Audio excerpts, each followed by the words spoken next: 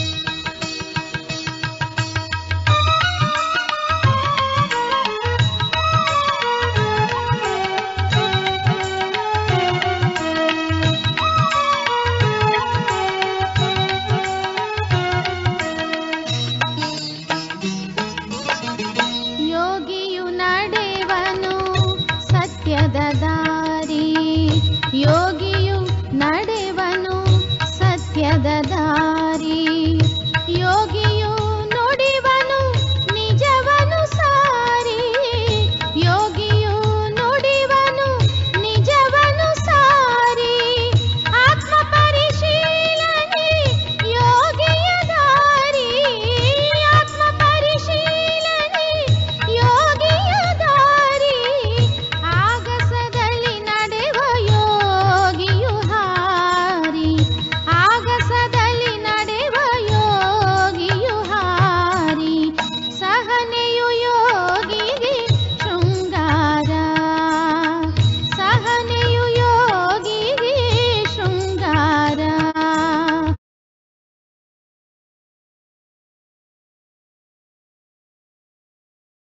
ओम शांति। पिता श्री शिव बाबा याद है। ಮುರಳಿ ದಿನಾಂಕ 9/1/2021 ಬಾಬಾರವರು ತಿಳಿಸಿದ್ದಾರೆ, मधुर मक्कड़े, बेहद के बाप को याद करना यह है गुप्त बात। याद से याद मिलती है, जो याद नहीं करते उन्हें बाप भी कैसे याद करें। ಬಾಬಾರವರು ತಿಳಿಸ್ತಿದ್ದಾರೆ, ಮೀಠೆ ಬಚ್ಚೆ, ಬೇಹದ್ದಿನ ತಂದೆಯ ನೆನಪು ಮಾಡುವುದು ಇದು ಗುಪ್ತ ಮಾತಾಗಿದೆ. ನೆನಪಿನಿಂದ ನೆನಪು ಸಿಗುತ್ತದೆ. ಯಾರು ನೆನಪು ಮಾಡುವುದಿಲ್ಲವೋ ಅವರನ್ನು ತಂದೆ ಹೇಗೆ ನೆನಪು ಮಾಡುತ್ತಾರೆ? ಕೇಳ್ತಾರೆ ಬಾಬಾ, ಬೇಹದ್ದಿನ ತಂದೆಯನ್ನು ನೆನಪು ಮಾಡೋದು ಗುಪ್ತ ಮಾತು ಅಂತಾರೆ. ಬೇಹದ್ದಿನ ತಂದೆ ಅಂದರೆ ಇಡೀ ವಿಶ್ವದ ಸರ್ವ ಆತ್ಮರಿಗೂ ಸಹ ಪಿತ, ಅದು ನಿರಾಕಾರ ಜ್ಯೋತಿ ಸ್ವರೂಪ ಪರಮಾತ್ಮ. ಅವರಿಗೆ ಬೇಹದ್ದಿನ ತಂದೆ ಅಂತ ಹೇಳಲಾಗ್ತದೆ. ಹದ್ದಿನ ತಂದೆ ಅಂದರೆ ಈ ನಮ್ಮ ದೇಹಕ್ಕೆ ಜನ್ಮ ಕೊಟ್ಟಿರುವಂತಹ ತಂದೆ, ಅವರು ಹದ್ದಿನ ತಂದೆ. ಆದರೆ ಈ ದೇಹದಲ್ಲಿರುವಂತಹ ಚೈತನ್ಯ ಶಕ್ತಿ ಆತ್ಮ ಏನಿದೆ, ಆ ಆತ್ಮದ ತಂದೆ ಅವರು ಬೇಹದ್ದಿನ ತಂದೆ. ಈಗ ನಾವು ಬೇಹದ್ದಿನ ತಂದೆಯನ್ನು ನಾವು ನೆನಪು ಮಾಡಬೇಕು. ಬೇಹದ್ದಿನ ತಂದೆಯನ್ನು ನೆನಪು ಮಾಡೋದು ಗುಪ್ತ ಮಾತಾಗಿದೆ ಅಂತಾರೆ. ಯಾದ್ ಸೇ ಯಾದ್ ಮಿಲ್ತಿ ಹೇ, ನೆನಪಿನಿಂದ ನೆನಪು ಸಿಗ್ತದೆ. ಎಷ್ಟು ನಾವು ತಂದೆಯನ್ನು ನೆನಪು ಮಾಡ್ತೀವಿ ಅಷ್ಟು ಬಾಬನು ರಿಟರ್ನ್ ನಮ್ಮನ್ನು ನೆನಪು ಮಾಡಿಕೊಂಡು ಅಷ್ಟೇ ಶಕ್ತಿಯನ್ನು ನಾವು ಮಕ್ಕಳಿಗೆ ಕೊಡ್ತಾರೆ. ಒಂದು ವೇಳೆ ಯಾರು ತಂದೆಯನ್ನು ನೆನಪು ಮಾಡೋದಿಲ್ವೋ ಅವರನ್ನು ಬಾಬಾ ನೆನಪು ಮಾಡ್ತಾರಾ ಅಂತ ಕೇಳ್ತಾರೆ ಬಾಬಾ. ಹೇಗೆ ನೆನಪು ಮಾಡೋದು? ಅದಕ್ಕೆ ನೆನಪು ಮಾಡಬೇಕಾದ್ರೆ ನಾವು ಬೇಹದ್ದಿನ ತಂದೆಯನ್ನು ನೆನಪು ಮಾಡಬೇಕಾದ್ರೆ ನೆನಪಿಗೆ ಆಧಾರ ಯಾವುದು? ಮುಖ್ಯವಾಗಿ ಯಾರನ್ನಾದರೂ ಸಹ ನೆನಪು ಮಾಡ್ಕೋಬೇಕಾದ್ರೆ ಒಂದು ಪರಿಚಯದ ಆಧಾರದ ಮೇಲೆ ನೆನಪು ಮಾಡ್ಕೊಳ್ತೀವಿ.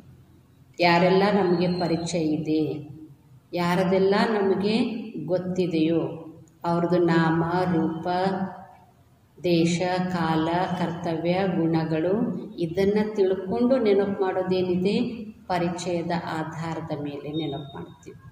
ಈಗ ಉದಾಹರಣೆಗೆ ನಮ್ಮ ಮನೆಯಲ್ಲಿ ಏನೋ ಒಂದು ಕಾರ್ಯಕ್ರಮ ಇರ್ತದೆ. ಆಗ ನಾವು ಅವರನ್ನು ಇನ್ವೈಟ್ ಮಾಡಬೇಕಾದ್ರೆ ನಾವು ಯಾವುದರ ಆಧಾರದ ಮೇಲೆ ಇನ್ವೈಟ್ ಮಾಡ್ತೀವಿ? ನಾವು ಮನೆಯ ಮುಂದೆ ಇನ್ವಿಟೇಷನ್ ಕಾರ್ಡ್ ಹಿಡ್ಕೊಂಡು ದಾರಿಯಲ್ಲಿ ಹೋಗೋರಿಗೆಲ್ಲ ನಮ್ಮ ಮನೆಯಲ್ಲಿ ಫಂಕ್ಷನ್ ಇದೆ ಬನ್ನಿರಿ ಬನ್ನಿರಿ ಅಂತ ನಾವು ಹಂಚೋದಿಲ್ಲ. ಏನು ಮಾಡ್ತೀವಿ? ಫಸ್ಟ್ ನಮಗೆ ಯಾರ್ಯಾರು ಪರಿಚಯದವರಿದ್ದಾರೆ ಅವರನ್ನು ನೆನಪು ಮಾಡಿ ಲಿಸ್ಟ್ ಮಾಡ್ತೀವಿ. ಇವರನ್ನು ಕರಿಬೇಕು, ಇವರನ್ನು ಹೇಳಬೇಕು, ಇವರನ್ನು ಇನ್ವೈಟ್ ಮಾಡಬೇಕು ಅಂಥೇಳಿ ಪರಿಚಯದ ಆಧಾರದ ಮೇಲೆ ನೆನಪು ಮಾಡಲಾಗ್ತದೆ. ಎರಡನೇದಾಗಿ ಸಂಬಂಧದ ಆಧಾರದ ಮೇಲೆ ನೆನಪು ಮಾಡಲಾಗ್ತದೆ. ಯಾರೆಲ್ಲ ನಮ್ಮ ಮಿತ್ರ ಸಂಬಂಧಿಕರಿದ್ದಾರೆ ಅವರನ್ನು ನೆನಪು ಮಾಡಿ ಮಾಡಿ ಲಿಸ್ಟ್ ಮಾಡ್ತೀವಿ. ಮೂರನೇದಾಗಿ ಪ್ರಾಪ್ತಿಯ ಆಧಾರದ ಮೇಲೆ ನೆನಪು ಮಾಡ್ತೀವಿ. ಯಾರಿಂದ ಯಾವ ಪ್ರಕಾರದ ಸಹಾಯವನ್ನು ಪಡ್ಕೊಂಡಿರ್ತೀವಿ ಅಥವಾ ಏನೋ ಅವರಿಂದ ನಮಗೆ ಪ್ರಾಪ್ತಿಯಾಗಿರ್ತದೆ ಅಂಥವರನ್ನು ನೆನಪು ಮಾಡಿಕೊಡ್ತೀವಿ. ಈಗಲೂ ಸಹ ನಾವು ಪರಮಾತ್ಮನನ್ನು ನೆನಪು ಮಾಡಬೇಕಾದ್ರೆ ನಮಗೂ ಸಹ ಪರಮಾತ್ಮನ ಪರಿಚಯ ಬೇಕು.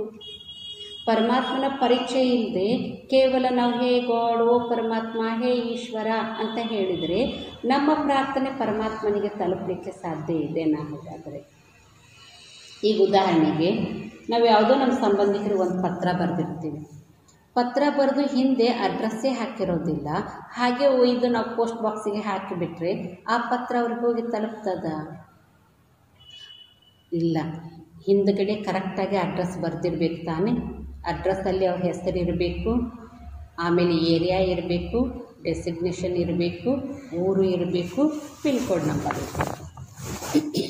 ಹಾಗೆಯೇ ಇಲ್ಲೂ ಸಹ ಪರಮಾತ್ಮನನ್ನು ನೆನಪು ಮಾಡಬೇಕಾದ್ರೆ, ನಮ್ಮ ಪ್ರಾರ್ಥನೆ ತಲುಪಬೇಕಾದ್ರೆ ನಮಗೂ ಸಹ ಪರಮಾತ್ಮನ ಸರಿಯಾದ ಅಡ್ರೆಸ್ ಗೊತ್ತಿರಬೇಕು. ಪರಮಾತ್ಮನ ಹೆಸರೇನು, ಪರಮಾತ್ಮ ಏನು ಕರ್ತವ್ಯ ಮಾಡ್ತಾರೆ, ಪರಮಾತ್ಮ ಎಲ್ಲಿಯ ನಿವಾಸಿಯಾಗಿರ್ತಾರೆ, ಹೀಗೆ ಎಲ್ಲವನ್ನು ನಾವು ಯಥಾರ್ಥವಾಗಿ ತಿಳ್ಕೊಂಡು ನೆನಪು ಮಾಡುವಾಗ ಆ ನೆನಪು ನಮ್ಮದು ಕರೆಕ್ಟಾಗಿ ಪರಮಾತ್ಮನಿಗೆ ತಲುಪ್ತದೆ. ಒಂದು ವೇಳೆ ಪರಮಾತ್ಮನ ಸತ್ಯ ಪರಿಚಯ ಇಲ್ಲದೆ ನಾವು ಮರವನ್ನು ಪೂಜೆ ಮಾಡಿದರೆ, ನೀರನ್ನು ಪೂಜೆ ಮಾಡಿದರೆ, ಮೂರ್ತಿಯನ್ನು ಪೂಜೆ ಮಾಡ್ತೀವಿ. ಹಾಗಾದರೆ ಪರಮಾತ್ಮನ ಅಡ್ರೆಸ್ಸು ನೀರ, ಪರಮಾತ್ಮನ ಅಡ್ರೆಸ್ಸು ಮರವ, ಪರಮಾತ್ಮನ ಅಡ್ರೆಸ್ಸು ಮೂರ್ತಿನ ಕಲ್ಲ, ಯಾವುದು ಅಡ್ರೆಸ್? ಅದಕ್ಕೆ ಹೇಳ್ತಾರೆ ತಾನೆ, ನಾವು ಎಷ್ಟೊಂದು ದೇವರಿಗೆ ಕೈ ಮುಗಿತೀವಿ, ಎಷ್ಟು ಭಕ್ತಿ ಮಾಡ್ತೀವಿ, ಎಷ್ಟೊಂದು ಪೂಜೆ ಮಾಡ್ತೀವಿ, ಎಷ್ಟು ಪ್ರಾರ್ಥನೆ ಮಾಡ್ತೀವಿ, ಆದರೆ ಆ ದೇವರಿಗೆ ನಮ್ಮ ಕೂಗ ಕೇಳಿಸ್ತಾ ಇಲ್ಲ ಅಂತ ಹೇಳ್ತೀವಿ. ನಮ್ಮ ಕೂಗು ಕೇಳಿಸ್ತಾ ಇಲ್ಲೇನೋ ಪರಮಾತ್ಮನಿಗೆ ಅಂತ ಹೇಳ್ತೀವಿ ವಿನಃ ನಾವು ಸರಿಯಾದ ಅವನ ಬಗ್ಗೆ ತಿಳ್ಕೊಂಡು ಅವನ ಅಡ್ರೆಸ್ಸನ್ನು ತಿಳ್ಕೊಂಡು ಅದೇ ರೂಪದಲ್ಲಿ ನಾವು ನೆನಪು ಮಾಡ್ತಾ ಇದ್ದೀವ? ನಮ್ಮನ್ನು ನಾವು ಚೆಕ್ ಮಾಡ್ಕೋಬೇಕಲ್ಲ. ಅದಕ್ಕಿದು ಪರಮಾತ್ಮನನ್ನು ನೆನಪು ಮಾಡೋದೇನಿದೆ, ಇದು ಭಾಳ ಗುಪ್ತವಾದ ಮಾತು ಅಂತಾರೆ ತಂದೆ. ಯಾಕೆಂದರೆ ಸಂಪೂರ್ಣ ಪರಿಚಯದ ಆಧಾರದ ಮೇಲೆ ನಾವು ಪರಮಾತ್ಮನನ್ನು ನೆನಪು ಮಾಡಬೇಕಾಗಿದೆ. ಈಗ ನಮಗೆಲ್ಲರಿಗೂ ಗೊತ್ತಾಗಿದೆ ಪರಮಾತ್ಮನ ನಾಮ ಅಂದರೆ ಶಿವ, ಅವರು ರೂಪ ಜ್ಯೋತಿ ಸ್ವರೂಪ. ಪರಮಾತ್ಮ ಅವರು ಪರಮಧಾಮದ ನಿವಾಸಿ. ಪರಮಾತ್ಮ ಜ್ಞಾನ ಸಾಗರ, ಪವಿತ್ರತೆ ಸಾಗರ, ಸುಖ ಶಾಂತಿಯ ಸಾಗರ, ಆನಂದದ ಸಾಗರ, ಪ್ರೀತಿಯ ಸಾಗರ, ಅವನು ಸರ್ವಶಕ್ತಿವಂತ ಅಂತೆಲ್ಲ ನಾವು ಅವ್ರದ್ದು ಗುಣಗಳನ್ನು ಗಾಯನ ಮಾಡ್ತೀವಿ. ಇಷ್ಟೊಂದು ಪರಮಾತ್ಮನ ಪರಿಚಯ ನಮಗೆ ಸಿಕ್ತು. ಇನ್ನು ಪರಮಾತ್ಮನ ಪರಿಚಯದ ಆಧಾರದ ಮೇಲೆ ನೆನಪು ಮಾಡ್ಬೋದು. ಆದರೆ ಯಾವಾಗ ನಮಗೆ ಪರಮಾತ್ಮನಿಂದ ಯಾವ ಸಂಕಲ್ಪವನ್ನು ಇಟ್ಟುಕೊಂಡು ನಾವು ಪ್ರಾರ್ಥನೆ ಮಾಡ್ತೀವಿ, ಆ ಸಂಕಲ್ಪ ನಮ್ಮದು ಪೂರ್ಣ ಆಗಬೇಕಾದ್ರೆ, ಮನೋಕಾಮನೆ ಪೂರ್ಣ ಆಗಬೇಕಾದ್ರೆ ಸಂಬಂಧದ ಆಧಾರದ ಮೇಲೆ ನಾವು ನೆನಪು ಮಾಡಿದಾಗ ಅದು ಬಹಳಷ್ಟು ಪ್ರಭಾವಶಾಲಿಯಾಗಿರ್ತದೆ. ಪರಿಚಯದ ಆಧಾರದ ಮೇಲೂ ನೆನಪು ಮಾಡಬೇಕು, ಜೊತೆಗೆ ಸಂಬಂಧದ ಆಧಾರದ ಮೇಲೆ ನೆನಪು ಮಾಡಿದಾಗ ಬಹಳಷ್ಟು ಶಕ್ತಿಶಾಲಿ ಇರ್ತದೆ. ಹಾಗಾದರೆ ಪರಮಾತ್ಮನನ್ನು ನೆನಪು ಮಾಡಬೇಕಾದ್ರೆ ಪರಮಾತ್ಮನಿಗೂ ನಮಗೆ ಏನು ಸಂಬಂಧ ಅದು ತಿಳ್ಕೋಬೇಕು ತಾನೇ. ಹೇಳ್ತೀವಲ್ವ, ತಂದೆ ನೀನು, ತಾಯಿ ನೀನು, ಬಂಧು ನೀನು, ಬಳಗ ನೀನು, ತ್ವಮೇವ ಮಾತಾಶ ಪಿತಾ ತ್ವಮೇವ ಬಂಧುಶ್ಚ ಅಂತ ಗಾಯನ ಮಾಡ್ತೀವಿ. ತುಮ್ ಮಾತ್ ಪಿತಾ ಹಮ್ ಬಾಲಕ್ ತೇರೆ, ತುಮಾರಿ ಕೃಪಾಸೆ ಸುಖ ಗನೇರೆ ಅಂತ ಹೇಳ್ತೀವಿ. ಇಲ್ಲಾಂದರೆ ಓ ಗಾಡ್ ಫಾದರ್ ಅಂತ ಪರಮಾತ್ಮನನ್ನು ನೆನಪು ಮಾಡ್ತಾರೆ. ಅಂದಮೇಲೆ ಪರಮಾತ್ಮನಿಗೂ ನಮಗೇನು ಸಂಬಂಧ ಅಂತ ಇದೇ ಮಾತಿನಲ್ಲಿನೇ ಸ್ಪಷ್ಟ ಆಗಿಬಿಡ್ತದೆ. ತಂದೆ ನೀನು, ತಾಯಿ ನೀನು ಅನ್ನುವಾಗ ಅವನು ತಂದೆ ತಾಯಿ ಆದರೆ ನಾವು ಯಾರಾದ್ರೂ? ಹಾಗಾದರೆ ನಾವು ಮಕ್ಕಳಾಗಿ ಬಿಟ್ಟಿವಿ. ತುಮ್ ಮಾತ್ ಪಿತಾ ಹಮ್ ಬಾಲಕ್ ತೇರೆ ಅಂತ ಹೇಳ್ತೀವಿ. ಭಗವಂತ ನೀನೇ ತಾಯಿ ತಂದೆ, ನಾವು ನಿನಗೆ ಮಕ್ಕಳಾಗಿದ್ದೀವಿ. ತುಮಾರಿ ಕೃಪಾಸೆ ಸುಖ ಘನೇರೆ, ನಿನ್ನ ಕೃಪೆಯಿಂದಲೇ ನಮಗೆ ಅಪಾರವಾದ ಸುಖ ಪ್ರಾಪ್ತಿ ಅಂತ ಹೇಳ್ತೀವಿ. ಅಂದಮೇಲೆ ಪರಮಾತ್ಮ ತಂದೆ ಆದರೆ ನಾವು ಮಕ್ಕಳಾಗಿದ್ದೀವಿ. ಈಗ ಸಂಬಂಧ ಏನು ಅಂತ ನಮಗೆ ಗೊತ್ತಾಯಿತು. ಇನ್ನು ಈ ನೆನಪು ನಮ್ಮದು ಶಕ್ತಿಶಾಲಿ ಆಗೋದ್ರ ಜೊತೆಗೆ ಬಹಳ ಪ್ರಭಾವಶಾಲಿ ಆಗೋದ್ರ ಜೊತೆಗೆ ನಮಗೆ ಈ ನೆನಪು ಇನ್ನೂ ಆಳವಾಗಿ ಸ್ಥಿರವಾಗಿ ಉಳಿಬೇಕಾದ್ರೆ, ನಿರಂತರವಾಗಿ ನಮಗೆ ಪರಮಾತ್ಮನ ಸ್ಮೃತಿ ಬರಬೇಕಾದ್ರೆ ನಾವು ಇನ್ನೊಂದು ಮಾತು ತಿಳ್ಕೋಬೇಕು, ಪರಮಾತ್ಮನಿಂದ ನಮಗೇನು ಪ್ರಾಪ್ತಿ ಆಗ್ತದೆ ಅಂತ. ಏನು ಪ್ರಾಪ್ತಿ ಆಗ್ತದೆ? ಯಾಕೆ ನೆನಪು ಮಾಡಬೇಕು? ನೆನಪು ಮಾಡೋದ್ರಿಂದ ನಮಗೇನು ಸಿಗ್ತದೆ ಹೇಳ್ತೀವಿ ತಾನೇ. ಹೇ ಸುಖ ದೇವ ಸುಖದು, ಹೇ ಶಾಂತಿ ದೇವ ಶಾಂತಿದು. ಅಂದರೆ ಪರಮಾತ್ಮನಿಗೆ ನಾವು ಸುಖ ಶಾಂತಿಯನ್ನು ಕೇಳ್ತೀವಿ ಅಂದರೆ ಅರ್ಥ ಅವನು ಶಾಂತಿಯ ಸಾಗರ, ಅವನು ಸುಖದ ಸಾಗರ. ಈ ಭೌತಿಕ ಜಗತ್ತಿನಲ್ಲಿ ಈ ಸ್ಥೂಲ ಶರೀರಕ್ಕೆ ಏನು ಬೇಕೋ ಅದನ್ನು ಪೂರೈಸೋರು ಈ ಶರೀರದ ತಂದೆ ಪೂರೈಸ್ತಾರೆ. ಹದ್ದಿನ ತಂದೆ ಕೊಡ್ತಾರೆ. ಹದ್ದಿನ ತಂದೆಯಿಂದ ಭಲೆ ಈ ದೇಹಕ್ಕೆ ಬೇಕಾದಂತಹ ಆಹಾರ, ಬಟ್ಟೆ, ವಸತಿ, ವಿದ್ಯೆ ಇವೆಲ್ಲವೂ ಸಹ ಏನಾಗ್ಬೋದು? ಪ್ರಾಪ್ತಿಯಾಗ್ಬೋದು. ಆದರೆ ಪರಮಾತ್ಮನಿಂದ ನಮಗೆ ಪ್ರಾಪ್ತಿಯಾಗೋದು ಯಾವುದಕ್ಕೆ ಅಂದರೆ ಈ ದೇಹದ ಒಳಗಡೆ ಏನು ಆತ್ಮ ಇದೆ ಆ ಆತ್ಮಕ್ಕೆ ಬೇಕಾದದ್ದೆಲ್ಲ ಪರಮಾತ್ಮನಿಂದ ಪ್ರಾಪ್ತಿಯಾಗ್ತದೆ. ಹಾಗಾದರೆ ಆತ್ಮಕ್ಕೇನು ಬೇಕು? ದೇಹಕ್ಕೆ ಆದರೆ ಬಟ್ಟೆ ಬೇಕು, ಊಟ ಬೇಕು, ಮನೆ ಬೇಕು. ಆತ್ಮಕ್ಕೆ ಜ್ಞಾನ ಬೇಕು, ಸುಖ, ಶಾಂತಿ, ಸ್ನೇಹ, ಪ್ರೀತಿ, ಗೌರವ ಇದು ಎಲ್ಲನೂ ನಮಗೆ ಪ್ರಾಪ್ತಿಯಾಗೋದೇ ಪರಮಾತ್ಮನಿಂದ ಪ್ರಾಪ್ತಿಯಾಗ್ತದೆ. ಅದಕ್ಕೆ ಶಾಂತಿಯ ಸಾಗರ ಪರಮಾತ್ಮನ ಮಗು, ನಾನು ಸಹ ಆತ್ಮ ಶಾಂತ ಸ್ವರೂಪ. ಪರಮಾತ್ಮ ತನ್ನ ಸಮಸ್ತ ಶಾಂತಿಯ ಶಕ್ತಿಯನ್ನು ಆಸ್ತಿಯ ರೂಪದಲ್ಲಿ ನಾನು ಆತ್ಮನಿಗೆ ಕೊಡ್ತಿದ್ದಾರೆ ಅಂತ ಅನುಭವ ಮಾಡುವಾಗ ನಾವು ಆತ್ಮದಲ್ಲಿರುವಂಥ ಚಿಂತೆ ದುಃಖ ದೂರ ಆಗಿ ಶಾಂತಿಯ ಅನುಭವ ಆಗ್ತದೆ. ಪರಮಾತ್ಮ ಸುಖದ ಸಾಗರ ತಂದೆಯಿಂದ ನಾವು ಸುಖವನ್ನು ಪಡ್ಕೊಳ್ತಾ ಇದ್ದೀವಿ. ಸುಖದ ಕಿರಣಗಳು ನಾವು ಆತ್ಮನ ಮೇಲೆ ಹರಡುತ್ತಾ ನಾವು ಆತ್ಮದಲ್ಲಿ ಸುಖದ ಕ್ಷೇತ್ರ ಭರ್ಪೂರ ಆಗ್ತಾ ಇದೆ ಅಂತ ಅನುಭವ ಮಾಡಿದಾಗ ನಮಗೆ ಸುಖ ಪ್ರಾಪ್ತಿಯಾಗ್ತದೆ. ಹೀಗೆ ಬೇಹದ್ದಿನ ತಂದೆಯನ್ನು ನೆನಪು ಮಾಡೋದೇನಿದೆ ಇದು ಗುಪ್ತ ಮಾತು ಅಂತ ಹೇಳ್ತಾರೆ. ಯಾಕೆಂದರೆ ಪರಮಾತ್ಮನನ್ನು ನೆನಪು ಮಾಡೋದು ಇದು ಬುದ್ಧಿ ಯೋಗ ಅಂತ ಹೇಳಲಾಗ್ತದೆ. ಬುದ್ಧಿಯಿಂದ ನೆನಪು ಮಾಡ್ತೀವಿ ವಿನಃ ನಾವು ಶಬ್ದಗಳಿಂದ ನೆನಪು ಮಾಡೋಂಗಿಲ್ಲ. ಇಲ್ಲಿ ಮಂತ್ರ ಜಪ ಮಾಡೋದಿರ್ಬೋದು, ಅಥವಾ ಯಾವುದೋ ಶ್ಲೋಕವನ್ನು ಉಚ್ಚಾರಣೆ ಮಾಡೋದು ಇರ್ಬೋದು, ಅಥವಾ ಯಾವುದೇ ಒಂದು ಹಾಡನ್ನು ಹೇಳೋದು, ಭಜನೆ ಮಾಡೋದ್ರ ಮೂಲಕ ನಾವು ಪರಮಾತ್ಮನನ್ನು ನೆನಪು ಮಾಡೋದಿಲ್ಲ. ಈ ರಾಜಯೋಗ ಇದು ಬುದ್ಧಿಯೋಗ ಅಂತ ಹೇಳಲಾಗ್ತದೆ. ಬುದ್ಧಿಯ ಆಧಾರದಿಂದ ನಾವು ಪರಮಾತ್ಮನನ್ನು ನೆನಪು ಮಾಡೋ ಕಾರಣ ಇದು ಬಹಳ ಗುಪ್ತ ಮಾತಾಗಿದೆ ಅಂತಾರೆ. ಯಾಕಂದರೆ ಒಳಗೊಳಗೆ ಬುದ್ಧಿಯಿಂದ ನಾವೆಷ್ಟು ಪರಮಾತ್ಮನನ್ನು ನೆನಪು ಮಾಡ್ತಾ ಇದ್ದೀವಿ ಅದು ಯಾರಿಗೂ ಕಾಣಿಸೋದಿಲ್ಲ. ಬಾಯಿಂದ ಶಬ್ದ ಹೇಳೋದಾದರೆ, ಹಾಡು ಹೇಳೋದಾದರೆ, ಮಂತ್ರ ಹೇಳೋದಾದರೆ ಎಲ್ಲರಿಗೂ ಕೇಳಿಸ್ತದೆ. ಆದರೆ ಬುದ್ಧಿಯಿಂದ ನೆನಪು ಮಾಡೋದು ಗುಪ್ತವಾಗಿದೆ. ಅದಕ್ಕೆ ಪರಮಾತ್ಮ ಹೇಳ್ತಾರೆ, ಬೇಹದ್ದಿನ ತಂದೆ ನೆನಪು ಮಾಡೋದು ಇದು ಗುಪ್ತವಾದಂತಹ ಮಾತಾಗಿದೆ. ನೆನಪಿನಿಂದ ನೆನಪು ಸಿಗ್ತದೆ. ಎಷ್ಟು ನಾವು ಪರಮಾತ್ಮನನ್ನು ನೆನಪು ಮಾಡ್ತೀವಿ ಅಷ್ಟು ಏನಾಗ್ತದೆ, ಪರಮಾತ್ಮನ ಜೊತೆಗೆ ನಮ್ಮದು ಸಂಬಂಧ ಜೋಡಿಸಲ್ಪಡ್ತದೆ. ಯಾವಾಗ ಸಂಬಂಧ ಜೋಡಿಸಲ್ಪಡ್ತದೋ ಆಗ ಅಲ್ಲಿ ನ್ಯಾಚುರಲ್ ಆಗಿ ಶಕ್ತಿ ಕ್ರಿಯೇಟ್ ಆಗ್ತದೆ. ನಾವು ನೆನಪು ಮಾಡಿದರೆ ರಿಟರ್ನ್ ಪರಮಾತ್ಮನೂ ಸಹ ನಮ್ಮನ್ನು ನೆನಪು ಮಾಡ್ತಾರೆ. ಅದಕ್ಕೆ ಯಾದ್ ಸೆ ಯಾದ್ ಮಿಲೇಗ ಅಂತಾರೆ. ನೆನಪಿನಿಂದ ನೆನಪು ಸಿಗ್ತದೆ. ನಾವು ನೆನಪು ಮಾಡಿದರೆ ಅವರು ನೆನಪು ಮಾಡ್ತಾರೆ. ಹೇಗೆ ಲೌಕಿಕದಲ್ಲಿ ಹೇಳ್ತಾರೆ ತಾನೇ, ಆಗ್ತಾನೆ ಯಾರನ್ನೋ ನೆನಪು ಮಾಡ್ಕೊಳ್ತಿರ್ತೀವಿ ಅಥವಾ ಯಾರ ಬಗ್ಗೆನೋ ಮಾತಾಡ್ತಾ ಇರ್ತೀವಿ, ಅಷ್ಟೊತ್ತಿಗೆ ಅವರಾದರೂ ಬಂದುಬಿಡ್ತಾರೆ, ಇಲ್ಲಾಂದರೆ ಅವ್ರದ್ದು ಫೋನ್ ಆದರೂ ಬಂದುಬಿಡ್ತದೆ.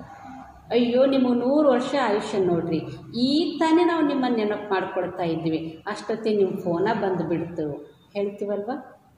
ಅಥವಾ ಯಾರನ್ನು ನೆನಪು ಮಾಡ್ಕೊಳ್ಳೋಕೆ ಅವ್ರು ಬಂದು ಬಿಡ್ತಾರೆ, ನಿಮಗೆ ಎಷ್ಟು ವರ್ಷ ಆಯುಷ್ಯ ಬೇಕ್ರಿ, ಈಗ ತಾನೇ ನೆನಪು ಮಾಡ್ತಾ ಇದ್ದೀವಿ ನೀವು ಬಂದುಬಿಟ್ರಿ ಅಂತ ಹೇಳ್ತೀವಿ.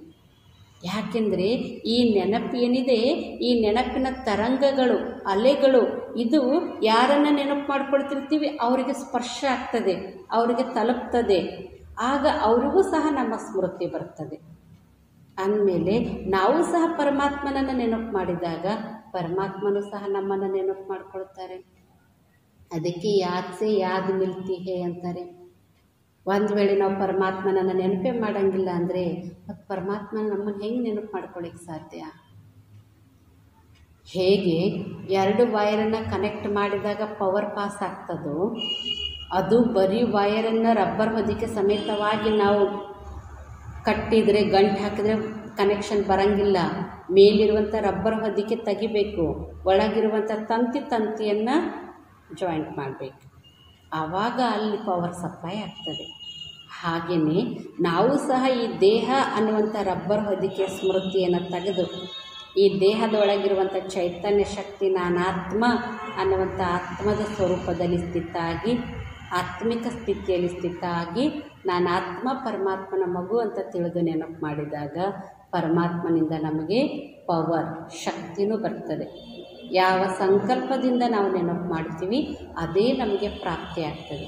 ಪರಮಾತ್ಮನಿಂದ ಶಾಂತಿ ಪಡಿಬೇಕು ಅಂತ ಶಾಂತಿಯ ಸಂಕಲ್ಪದಿಂದ ನೆನಪು ಮಾಡಿದರೆ ಶಾಂತಿಯ ಶಕ್ತಿ ನಮಗೆ ಪ್ರಾಪ್ತಿಯಾಗ್ತದೆ.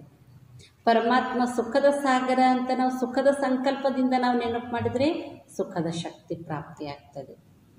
ಅದಕ್ಕೆ ತಂದೆ ಹೇಳ್ತಾರೆ, ನೆನಪಿನಿಂದ ನೆನಪು ಸಿಗ್ತದೆ. ಪ್ರಶ್ನೆ, ಸಂಗಮ್ ಪರ್ ತುಮ್ ಬಚ್ಚೆ कौन सी पढ़ाई पढ़ते हो जो सारा कल्प नहीं पढ़ाई जाती? ಸಂಗಮ ಯುಗದಲ್ಲಿ ತಾವು ಮಕ್ಕಳು ಯಾವ ಶಿಕ್ಷಣವನ್ನು ಓದುತ್ತೀರಿ ಅದನ್ನು ಸಂಪೂರ್ಣ ಕಲ್ಪದಲ್ಲಿ ಓದುವುದಿಲ್ಲ. ಸಂಗಮ ಯುಗದಲ್ಲಿ ನಾವು ಇಂಥ ವಿಶೇಷ ಶಿಕ್ಷಣವನ್ನು ಓದ್ತೀವಿ ಅಂತಾರೆ. ಮೊನ್ನೆ ದಿನನೂ ಪರಮಾತ್ಮ ಹೇಳಿದಿರ್ತಾನೆ ಸಂಗಮ ಯುಗದ ವಿಶೇಷತೆಗಳೇನು ಅಂತ. ಸಂಗಮ ಯುಗದ ವಿಶೇಷತೆ ಅಂದ್ರೇ ಫಸ್ಟ್ ಪರಮಾತ್ಮ ಈ ಜಗತ್ತಿಗೆ ಅವತರಣೆ ಆಗಿರೋದು. ಇನ್ನು ಈ ಸಂಗಮ ಯುಗದ ವಿಶೇಷತೆ ಏನಂದರೆ ಸ್ವಯಂ ನಿರಾಕಾರನಾಗಿರುವಂಥ ಪರಮಾತ್ಮ ಅವರೇ ಶಿಕ್ಷಕನಾಗಿ ನಮಗೆ ಶಿಕ್ಷಣವನ್ನು ಓದಿಸ್ತಾ ಇರೋದು. ಈಗ ನಮ್ಮ ಶಿಕ್ಷಕ ಯಾರು, ನಿಮ್ಮ ಟೀಚರ್ ಯಾರು ಕೇಳ್ತಾರೆ ತಾನೆ, ನಿಮ್ಮ ಕ್ಲಾಸ್ ಟೀಚರ್ ಯಾರು ಅಂತಾರೆ ಶಾಲೆಯಲ್ಲಿ. ಆದರೆ ಹಾಗೆಯೇ ನಮ್ಮ ಟೀಚರ್ ಯಾರು ಅಂತ ಕೇಳಿದರೆ ಸ್ವಯಂ ನಿರಾಕಾರನಾಗಿರುವಂಥ ಶಿವ ಪರಮಾತ್ಮನೇ ನಮಗೆಲ್ಲರಿಗೂ ಶಿಕ್ಷಕ. ಅದು ಪರಮ ಶಿಕ್ಷಕ, ಪರಮ ತಂದೆ, ಪರಮ ಶಿಕ್ಷಕ, ಪರಮ ಗುರು ಅಂತ ಹೇಳಿ ಗಾಯನ ಮಾಡಲಾಗ್ತದೆ. ಸತ್ಯ ತಂದೆ, ಸತ್ಯ ಶಿಕ್ಷಕ, ಸತ್ಯ ಗುರು ಅಂತ ಮಹಿಮೆ ಮಾಡ್ತಾರೆ. ಅಂದರೆ ಈ ತಂದೆ ಶ್ರೇಷ್ಠಾತಿ ಶ್ರೇಷ್ಠ ಶಿಕ್ಷಕನೂ ಆಗಿದ್ದಾರೆ, ಸತ್ಯ ಶಿಕ್ಷಕನೂ ಆಗಿದ್ದಾರೆ. ಹಾಗಾದರೆ ಪರಮಾತ್ಮ ನಮಗೆ ಸಂಗಮ ಯುಗದಲ್ಲಿ ಇಂಥ ಶಿಕ್ಷಣ ಓದಿಸ್ತಾರೆ. ಆ ಶಿಕ್ಷಣ ಸಂಪೂರ್ಣ ಕಲ್ಪದಲ್ಲಿ ಎಲ್ಲೂ ಓದೋದಿಲ್ಲ, ನಾವು ಯಾರೂ ಅದನ್ನು ಕಲಿಸಲಿಕ್ಕೆ ಸಾಧ್ಯ ಇಲ್ಲ.